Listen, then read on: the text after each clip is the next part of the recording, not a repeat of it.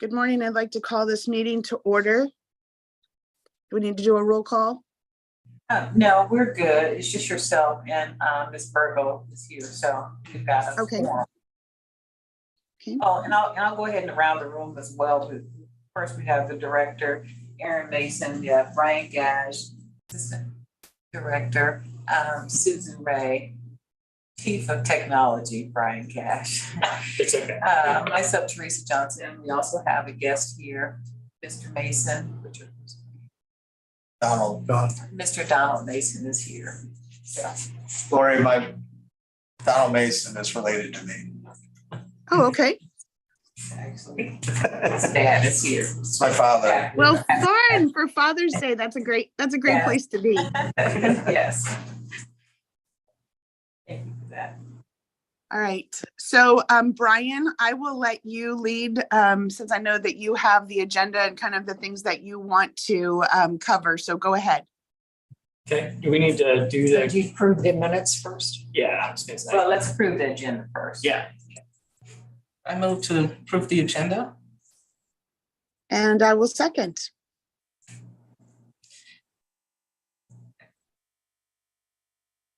All in favor, say aye. Aye. Aye. Sorry, Teresa. No, you're fine. All Motion carries. right. Now, do we need to do the minutes from last time? Yes. I All move right. to approve the minutes. All right. And I will second, and we will have all in favor. Aye. All in favor? Aye. Okay. So our minutes have been approved. Carries. Okay, I guess we'll dive in. So thanks Joycelyn and Lori for being here. I really appreciate it. I know Lori, you had been asking kind of about an update on the website and how we manage it and take care of it. So that's kind of what we're going to do today, is kind of go over some of that. If that's okay. Yes, that's exactly what I want to hear. Thank you. Okay. Yeah. So one of the things I do want to say is that we don't confuse the online catalog with the library website. The online catalog is something that we subscribe to. It's a service through BiblioCommons. It's not something that we developed. We just subscribe to that. BiblioCommons takes care of it and maintains it. So we're just going to talk about the primary MyMCPL website today. And Cody, if you could jump to the next slide, there's not a lot of information on these. I'm just going to talk about how we're kind of structured to take care of the website. So the primary website is managed by the library systems department here. They fall under me. And there's really primarily 4 staff members in that department that have day-to-day duties related to taking care of the website. And that's the library systems manager. And then he has 3 staff members under him. So we have a web developer, a primary web developer, and their primary duties is just to do front-end work and look and feel, navigation, all those sorts of things. And they also do a lot of Drupal updates, module updates, software updates, those types of things. That's primarily what the web developer does every day. They have a lot of other job duties also, but their primary responsibility is kind of the look and feel of the website, how people get to what they want. We have another person, a programmer analyst, another position. It's called a programmer analyst. That person's primarily back-end kind of stuff. So like the event system, room reservations. If you go to the genealogy site and you use the Quick Look or some of their specialty stuff that they have over there, that position takes care of a lot of that. And then a lot of just stat gathering and things like that come from like guest Wi-Fi and those types of services that we have. This person works on the programming for all of that. And these 2 positions can interchange. They have cross training. So if one of them is out for any reason, they can they can take over for the other one. And then we have one other person that is called an online content specialist. This person is responsible for kind of bringing all the stakeholders together that provide content to the website. And they do that quarterly. They bring together people and they make sure their content is updated on the parts of the website like use services or genealogy or story center. They bring all of them together quarterly to see that the content's up to date, what needs to be changed or fixed. And this person does do a lot of content work on the website. Any kind of new little pages we need built or anything like that, they do that.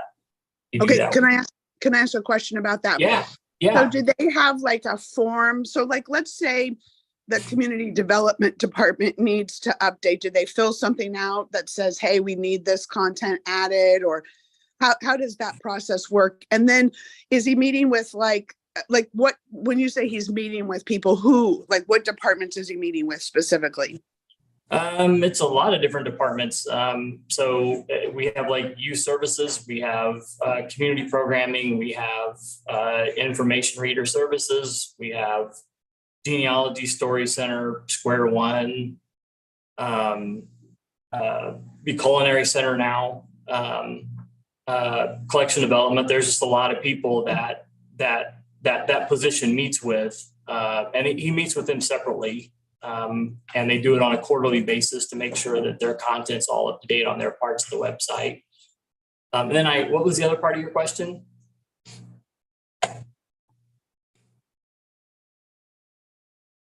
Sorry, I pushed my mute button. I couldn't find it. That's okay.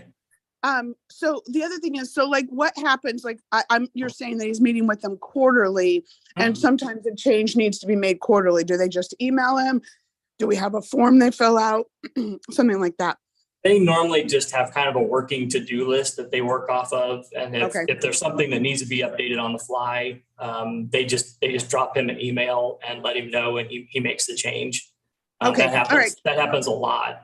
Yeah, I figured that's why I was wondering about quarterly, because when I was, and the reason why I asked is because, sometimes I'm looking on the website and I'm wondering why things aren't there. But if it was like, if they could just ask for the fly, but I understand now better with them just having one person who's kind of doing that, one person that's doing that.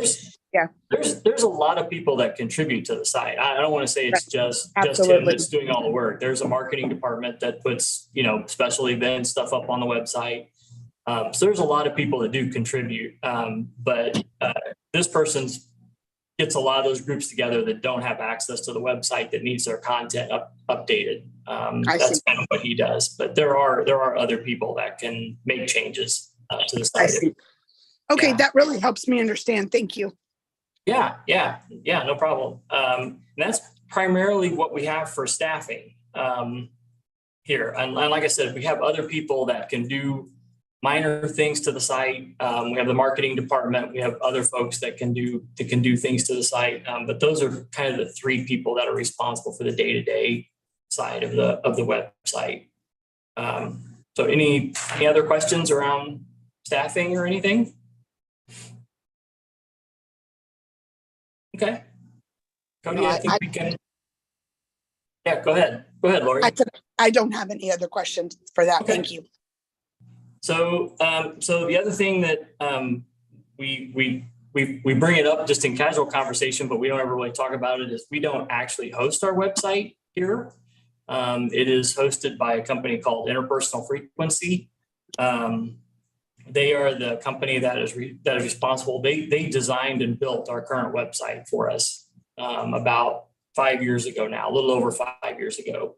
The site uses Drupal. That's a content management system that's out there. There are many others like WordPress and others that you can use to build websites. Ours uses Drupal. And it's basically kind of a software as a service is how we subscribe to that through them. They are responsible for Interpersonal Frequency is responsible for all of the security updates, software updates, backups, disaster recovery scenario, all of that kind of stuff for the site. They host for a lot of different companies.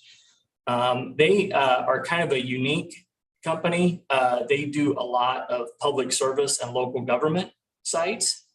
And then they have a small group of people that primarily focuses on libraries. And so we were real happy to get hooked up with them. They've done a lot of really great work out there in the library land for library websites. And we have a really good working relationship with them.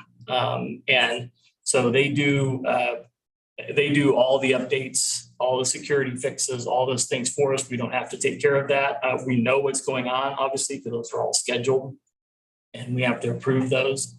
So this year we'll be doing a major update to the Drupal system from version 9 to version 10. That's kind of a major undertaking to do that.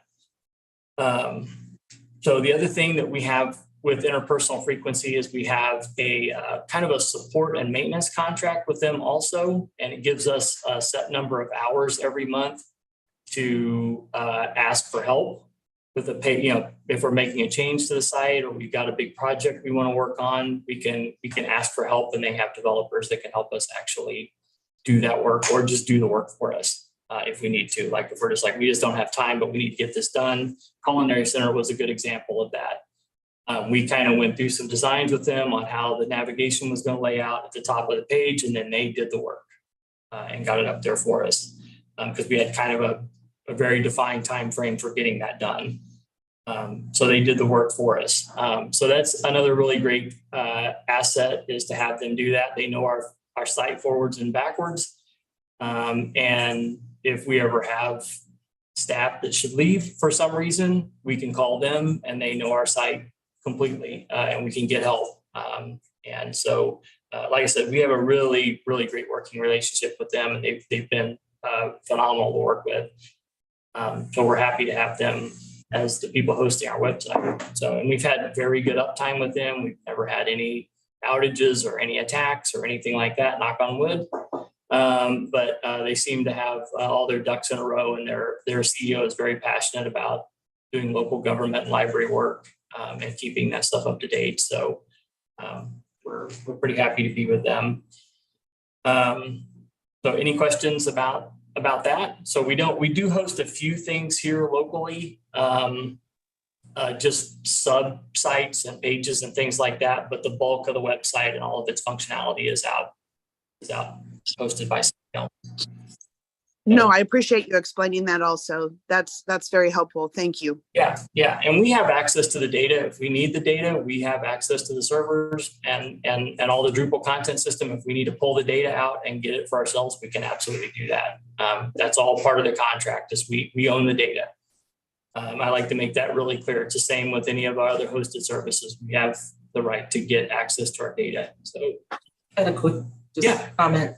Part of the part I get, from what I understand, part of the rationale for off-hosting us is that it allows you to operate with a smaller staff and allows for more efficiencies, as well as a lot of backups and security and all the rest. Yeah, that's partially the reason why.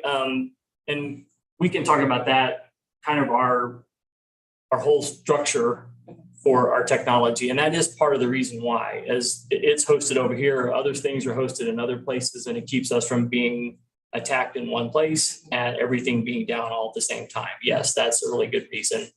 Another reason, when we started building the site, it turned out to be more complicated. And when we started talking to the folks, we call them IF. And when we started talking to the folks at IF, they recommended that we start looking at least putting some stuff on theirs, and because it's actually multiple systems that are running our website, not just one, and it got kind of complicated on us. And it just kind of takes that day-to-day burden. So now we can focus on content and making site improvements and all those types of things, instead of just constantly worrying about keeping the site up and running and keeping it up to date. That was a big reason why we went to the new website, as it needed to be updated for one. But the other reason is that the core software, the Drupal software, was way out of date. And it's because we just did not have the time to maintain the site and also keep everything up to date. And so now we have somebody that does that part for us. So Another quick question, you used to this question from me. The host site also has the capabilities to make sure that our website is accessible. yes, yes. And we'll talk about that here in a minute. We'll talk about that here in a second. That's more on us than on them, but they do a lot of work on that also. So yeah. Okay. Cody, I think we can skip ahead. Thanks. So the next thing, we'll talk about usability and accessibility. So we do have a usability kind of talks about the look and feel of the site, the navigation, how it's structured, how our customers get to their content. And we do have a group of staff members that as part of their job is to look at that on a regular basis. They meet monthly to go through that. And I will admit, COVID kind of derailed that group a little bit because a lot of their work was based on doing actual like customer focus groups. And so we're going to have a goal this year to really get back to that this year. To have a few customer focus groups to, and they have a whole regimen of things that they take the customer through to try to find content and how to access it. And then we record all of that and we bring it back and we actually look and see how they did in finding the content. And so that's something we really want to get back to this year is that, and we have really great feedback before from folks on how to do that. We actually got really lucky and had a couple of people that did need to use screen readers and things like that from accessibility standpoints. We got some extra feedback from them. So they do meet monthly. And then, like I said, that's something that we're going to get back to this year, kind of post-COVID. And there's another, we'll talk about some survey results that interpersonal frequency does for us. And we'll hit a lot on usability also. But yeah, that's a good group. They're super focused on making sure that people can get to what they want. And they report that back to kind of a website committee that works on where our content lives and how people get to it. And then they also work with interpersonal frequency on just navigation and those types of things. So, yeah. I was just thinking about like one of the things that you brought to my mind, and I don't know if it's on there, but like at the meeting that we had the other day, somebody had mentioned, like the book clubs and stuff. And I don't even know, because I haven't like searched through every aspect of the website. Do we have like book club questions and like, like a book of the month that is on there, like that people could read and then kind of like talk about the discussion? I think it's just primarily part of the events, but I'll have to get a better answer for you than that, Lori. So yeah, I just wonder, I mean, you when we listen to our people that are speaking from the community, you're like, hey, that's a good idea. I know a lot of books have, book club questions at the end of them. But our website is, I know there's not like a place for customers to put like book club questions, I don't think. But yeah, we'll take a look at that. I didn't mean ask questions. I meant like, hey, this is our library, either book of the month and here's some questions, okay, or here's 5 books of the month. Because they mentioned that it was something that they're community led, right? That they said that they were community led and that maybe they, didn't have, like, I know we have different topics for each month and so it's just, I just wondered if it was something we have. It's not something that, is like a pressing need or anything. I just wondered if we did have something like that. Lori, I'm as an active part of book clubs and stuff on the site. I find that they use social media a lot for that. Branch in specific. I see. Okay, that's perfect. Yeah. Thank you, Joycelyn. That's a very good point. helpful. I think they meet a lot. They talk a lot through that. So, yeah. So do we have links then from ours to their, like, hey, this is the Facebook page for, this branch, like that people could find it easily, like to just say, hey, if you want to join a Facebook group, here's one like for the Woodneath or for, Withers or wherever. We just have a singular Facebook feed now. I don't think we Okay. have one for each branch. Oh, okay. But that feed is posted on every branch page. Okay, perfect. So if you get to any of them, you get to that Facebook feed. So it's the same feed. Awesome. Awesome. That's great. Thank you. Yeah.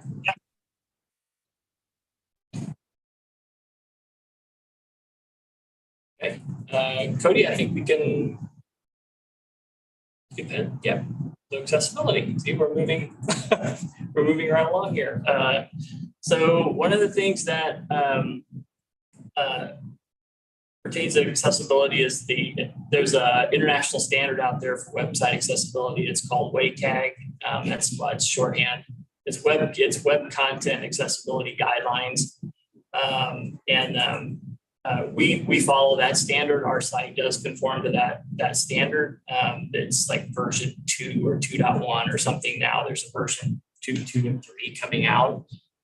And we did send those primary 3 people that we have to training on how to perform accessibility tests on the website. And even Nathan Whitmire, our library systems manager, has been through that also.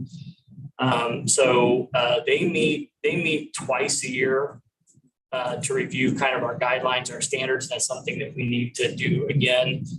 But we have all the screen readers here. We have all the software to test the site and to make sure that it's all meets those accessibility guidelines. It's something we do take pretty seriously. It's kind of a funny story. Right after we launched the site 5 years ago, we got a complaint from the Office of Civil Rights. I remember you were part of that, Joyce Lynn, about the website not being accessible. It only was like a month old. Right. And it turned out to be a bogus claim. But we went ahead and did the audit anyway, which was really great. We learned a lot, and really the site was fine. But we actually learned a lot about what we're supposed to do and how we're supposed to have policies around that and have some guidelines about how we take care of that and do annual testing. And we've since a couple of years ago called OCR back in again, and we re-audited the site just on our own. We just did it on our own. And so we do take the accessibility part of the website very seriously. And we do know a few customers that actually do use screen readers and do use that technology. And we contact them whenever we want to go through this, and they can hit parts of the website for us. And like I said, we have all of that stuff also in-house here, so we can actually just run it through it. But yeah, so that's something else that we take pretty seriously is website accessibility. And I'm actually really thankful that the whole OCR thing happened. We like I said, we learned a lot, and it was really great to go through that. And a couple of the people that we've worked with at OCR actually use our website kind of as a site to say this is how it's done and how to take care of it, which is kind of nice. Amongst others, there's other sites out there that are really good at accessibility. We're not the only one, but it's nice to know that they'll point to us sometimes and say, hey, this is a good example of how you do it. Are there like certifications, like, whenever something is certified green or something, does it have like some type of a certification that we could apply for to like put on the website that says, hey, we are accessibility compliant? Or that's a good question. I'll find out for you. I know that we have our accessibility policy on the website. Bibliocommons does. We have ours on there, and who to contact with that, but I'll find out and see if there is. So yeah, because I mean, it's just if we're going above and beyond and we're being used as like an example, I would think that if there is some type of a certification, I would want us to have it displayed. Yeah, I will find out. Thank you.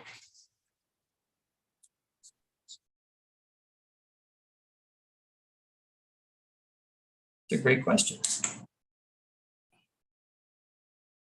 Okay, anything else around accessibility? Okay, Cody? So this is Voice of Patron is a product that Interpersonal Frequency has, and it's on our website. It's basically a little survey that pops up in the lower right-hand corner on random occasions and asks customers for feedback. And Cody, you can go ahead and skip ahead.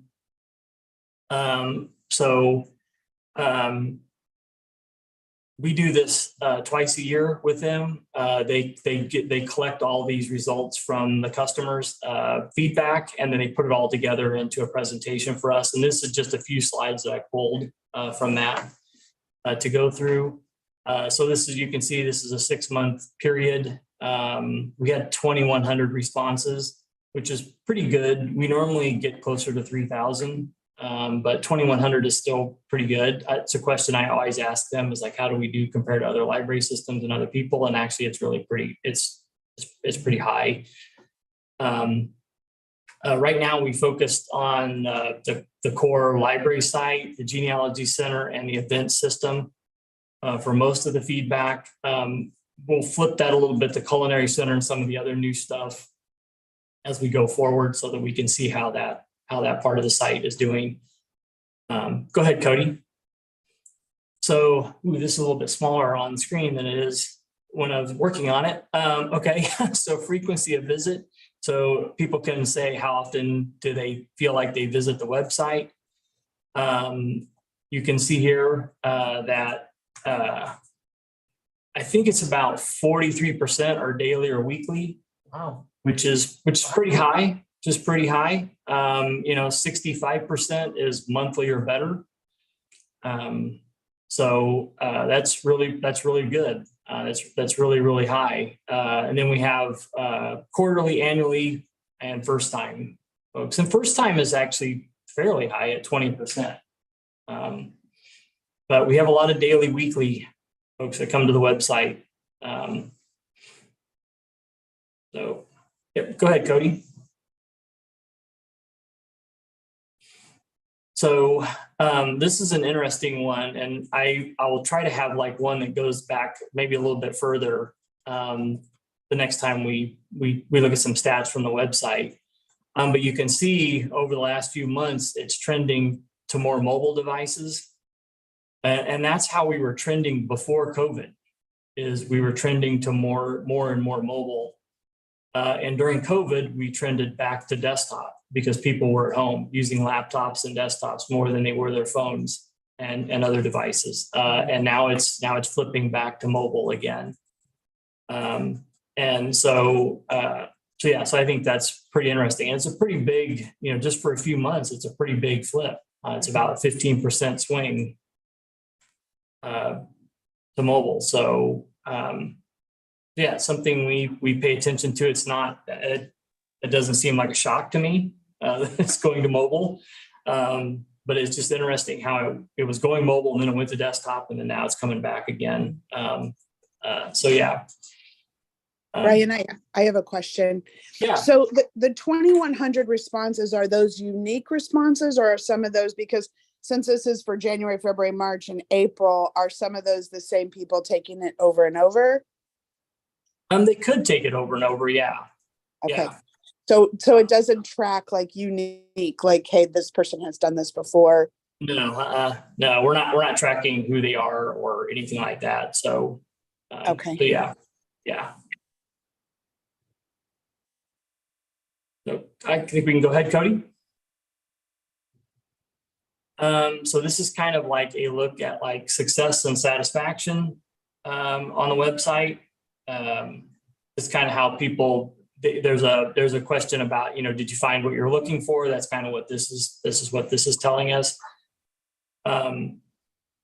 So you can see average site success about 79%, mobile and tablets about 78%, and then kind of like customer satisfaction numbers, 8.1, 8.5. Again, I asked, how do we rank against other library systems and other folks? And actually, this is about normal for most sites. And when you consider that we have a lot of weekly, daily, and monthly folks, but we also have a lot of first time and annual users, that sort of makes sense because they got to come to the site and they got to figure out how to get to what they're looking for. And so, it kind of makes sense.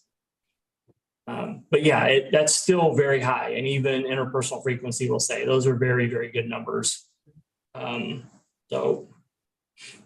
Cody.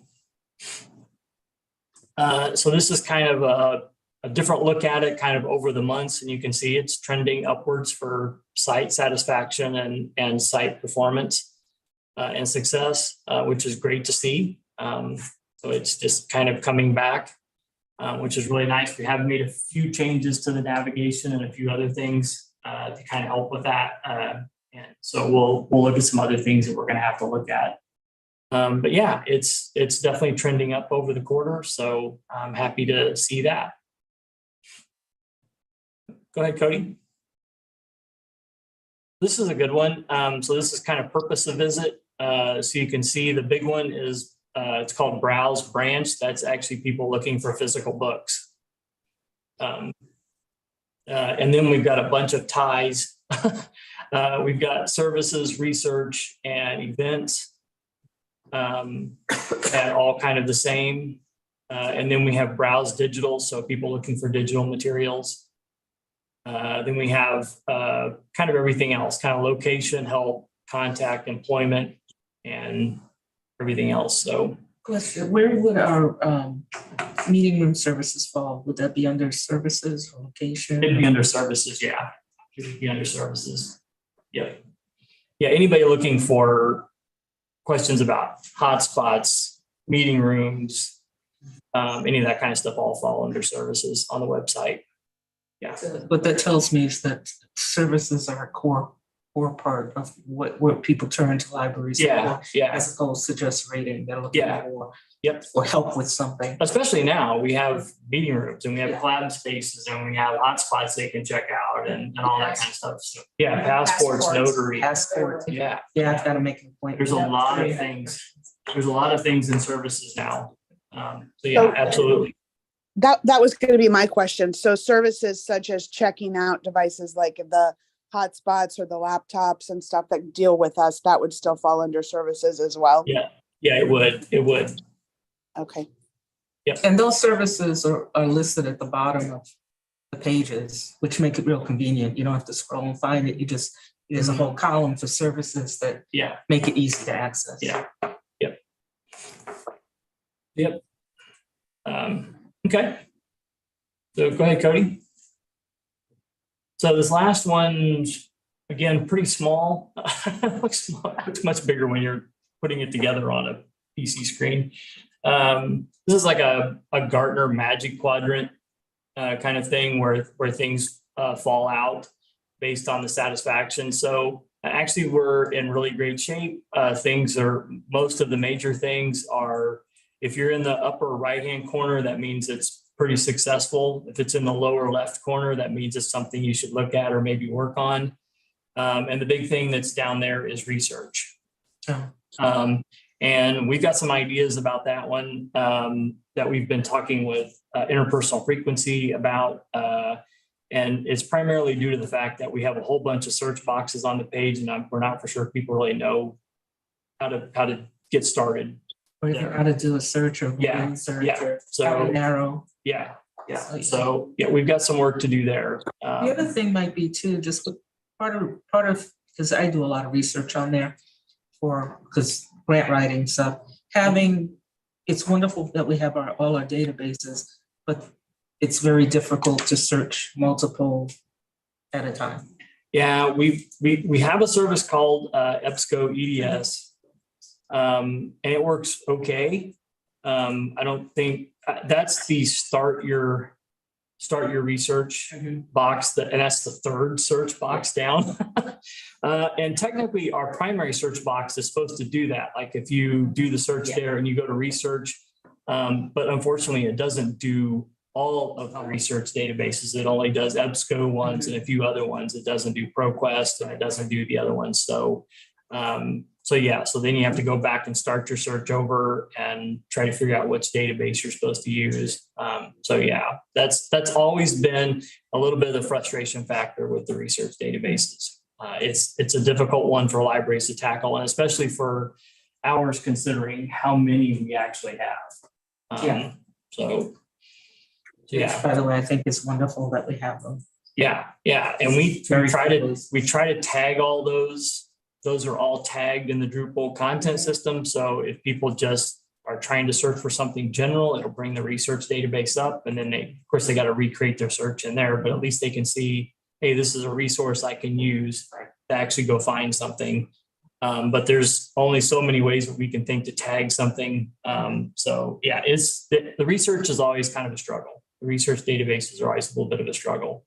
I think we did really well with calling them research and learning Yes. and getting people there. I think it's when people get there is when they struggle with it more. We used to call it online resources. Nobody knew what that meant. So getting it changed, I think helped us a lot in that. But now I think we're starting to see when people get there, they need some help.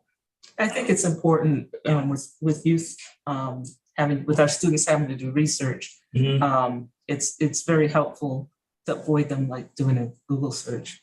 Yeah. They can actually do actual research. Yeah. These are all vetted sources of information. So yeah, absolutely. And I know the schools, we do have some school districts that are really into using them and getting the kids. So we're working with them a lot. But yeah, we would like to try and work on that more. So I have one thing that does concern me. I mean, it's a pretty big red flag on that lower success that we have contact information and help as being like help is our very lowest of there. So do we like on the website someplace, do we have like a email address where they could send an email to like help@mcpl.org, or do they have a phone number? Like I'm just like what kind of contact are they like? I would think that we would have branch phone numbers and stuff listed on the content. Does it say where they were when they said that? We do. On all the location pages, it has the branch phone number. I'm And just their really address. so curious as why they would put those two things as like a lowest thing. That one, I'm gonna have to get some more info from interpersonal frequency on that one. At the bottom of every page, we have was this page helpful? We have the talk to us. The talk to us is the kind of the customer feedback. BiblioCommons has that in the catalog also. You can just do help anytime. So that one's we're a little stumped on that one also. So I'm gonna need to get some more info. Do we have any way of looking at what time of day people are accessing the research database? Because it may be they're trying to access it when no one's available and they're really lost. We should be able to do that. I don't want to make more trouble, but I'm in terms of trying to get our handle around this. It may be that they've got a paper due at midnight and they're trying to do it at 9 p.m. Oh, sure. Yeah, we should be able to do that. Because that's all collected through the authentication system. Now, some of them, once you create your own account, like LinkedIn Learning and things like that, you just can go direct to them and not have to come because you have an account, a library account. So we're not going to be able to really know those. But some of the core research databases, we could probably find out. They're still coming through us. Yeah. That's a good question. So we just never. Well, because, if I'm in a rush to get something and I go to the library and it's 9 p.m., oh yeah, great, I can't call somebody. That could be a source of frustration. Yep. Not that we could fix it, but it would help us to understand where that 60% is coming from. Okay. So Brian, I'm gonna ask a question, and I'm not intending to open a can of worms. I just want to know your thoughts and what you've thought about it for the future. So, and it kind of goes hand in hand with what Jocelyn is saying, is having have we talked with our vendor about any type of like chat bots or doing anything that would use AI to kind of help people find what they're looking at? That conversation, we've talked about that several times because there are other library systems that do have online chat. And it's something that we just never got to. It's something we can certainly circle back to and talk about. Are there chats though, live people? So there's different, I mean, of course I work Yeah. for an AI company, so Yeah. it's like what I do every single day, right? And so, Microsoft having the Chat GPT-4 is kind of the latest and greatest, and a lot of places are using that, to help people find information, because the AI will search through like the website, or search through the research, or search through some of these things and find it. Like we use it like at my company for patent lawyers to find if there's a patent out there, how do you look through so much data so quickly? So I'm just curious if we've, been approached by anybody, if we've talked it, it's just something that, and not for now, but for later, I do think that that's kind of the way things will probably end up going. Oh, yeah. Yeah, absolutely. We haven't been approached about any kind of usage of AI or anything like that to do anything. But like I said, there are online chat for getting people to help, through the website. And we have one that does that, and that's tutor.com. I mean, they obviously have that. But yeah. There's a live person on the very end. Yeah. But there are library systems that do that. They don't do it like 24/7 either. I don't think most of them just do it during like normal library hours. But yeah, it's definitely something worth looking at. I mean, I would do anything to be able to congeal the research searches into one one thing. But unfortunately, we have, umpteen vendors that want their stuff to be proprietary and don't want to share. And so EBSCO is pretty cool to do their EDS, their unified search. It's not perfect, but it does get the job done for the most part. But it only hits about a third of the half of our research databases. So Yeah, it would almost take a search engine that was able to separately search all of the different congealed databases. Then you can choose which ones you want to use. Yeah. And that's a massive undertaking. Which there are library systems that have talked about it. I know that Interpersonal Frequency, I think it was Houston. I can't remember. It was a Texas library system they did. And they built their whole online catalog for them also. Wow. And they were talking about doing a giant search engine for all their research databases, but just getting it all together was just way too huge. And they just couldn't do it. That was going to be almost a multi-year project unto itself besides the website.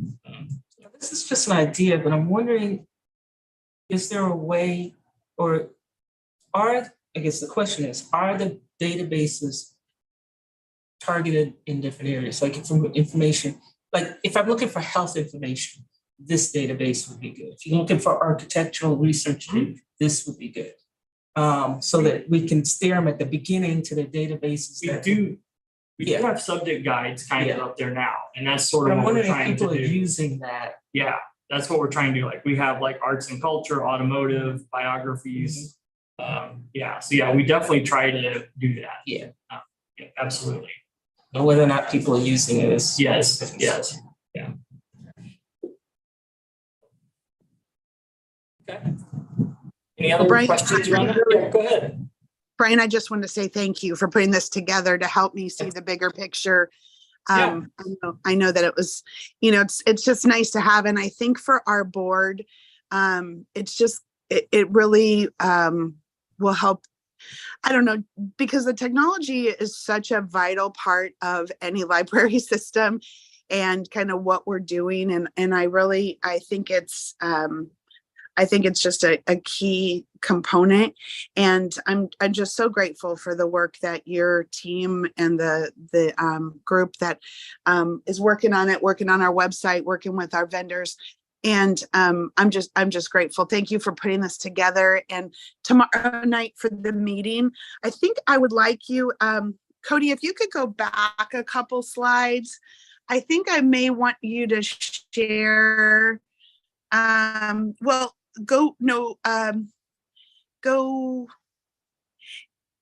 I think it was 3 slides back, actually. It's the one with the circles that just kind of says like that one. Maybe you should share all 4 of those if you can, Brian. Just those last 4 slides that just kind of talks about the performance of our website. I mean, you went to work putting them together, and it doesn't take long. I just think it lets our board show kind of what we are, how we're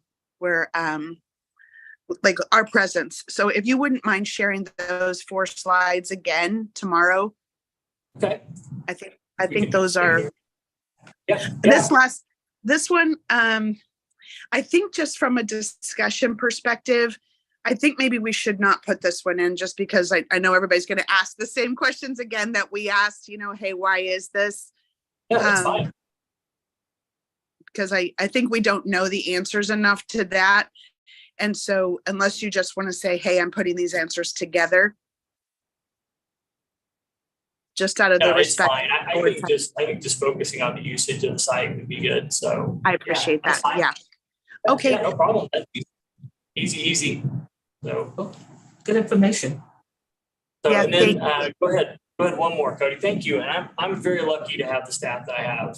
I have a great staff, and they take this stuff very seriously, and they want the site to work and be usable for people. And so I'm super fortunate to have the staff I have. So I'll dump all the praise on them. They're doing the work every day. So I'm super happy with how things are going there. So just a few things that we got done. It doesn't look like a lot, and I'll preference it by saying we had a lot of side projects this year. We flipped the passport notary booking stuff over to a new system. We had to create a facilities help desk or ticket system. We had a lot of little stuff that we did this year on the side. But this year we did add the culinary center to the top navigation. That was a little bit of an overhaul to the top of the page. We finally added support to put new background images on the page, which was nice. So we do change kind of the background of the website to kind of fit what we have going on, which is really cool. We added a Spanish language information button on the main page now, which actually gets used a lot and has really helped drive a lot of customers to that page, to the Spanish language information page, which is really great. And then on the main page, there's kind of like a little features tab. It has like our featured programs and featured material and things like that. We kind of overhauled that page a little bit this year to kind of bring some stuff up to the top. Yeah, that's kind of the stuff we did on the website. Like I said, we had a lot of just side things going this year, clean up stuff that we got done this year. So, yeah. The Spanish language button is really cool. I'd love to see the stat on how many times that's been used. When did it go live? It's been a while. It's been most of the year. I'll see if I can find out for you on that. We did just put on it's called a heat map. From a company called Crazy Egg, and it shows where people are clicking and where they're moving around on the main page. And that button does get used a lot. So, yeah. That's really great.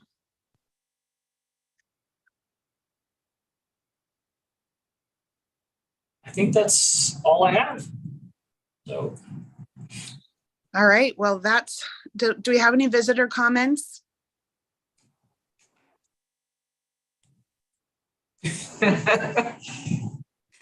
You have anything, Aaron's dad? Impressed, that's what I have to say. A lot of work been done. That's it. That's it. All right. Then do we have any other business? All right. Then do we need an emotion to adjourn? So I move to adjourn. And I will second it. So